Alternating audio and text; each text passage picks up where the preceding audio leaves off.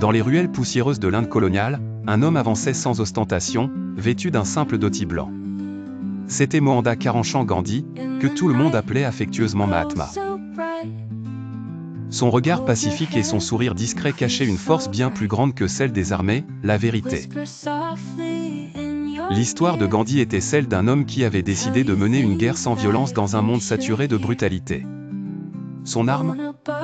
Une conviction inébranlable dans la vérité et l'amour. Quand je désespère, je me souviens que, à travers l'histoire, le chemin de la vérité et de l'amour a toujours triomphé. Il y a eu des tyrans et des meurtriers, et pendant un temps, ils semblent invincibles, mais ils finissent toujours par tomber. Pensée Y, toujours.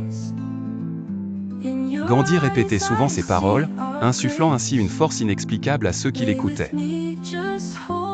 Chaque matin, il rassemblait un groupe de fidèles pour marcher vers l'inconnu, armés simplement de la vérité.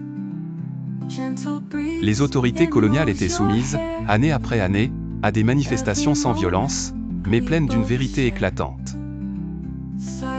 Le silence de ces marches résonnait plus fort que le bruit des canons.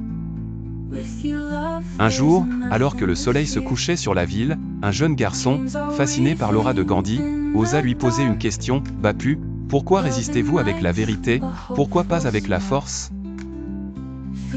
Gandhi, en souriant, répondit, « La vérité est l'arme que personne ne peut me voler.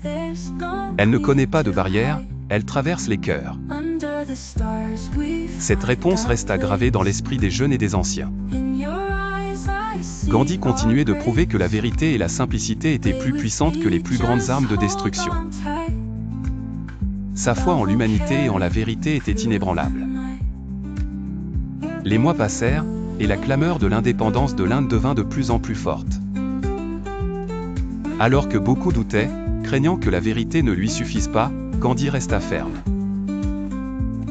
La vérité n'a pas besoin de preuves ni d'éloquence. Elle existe. Elle est.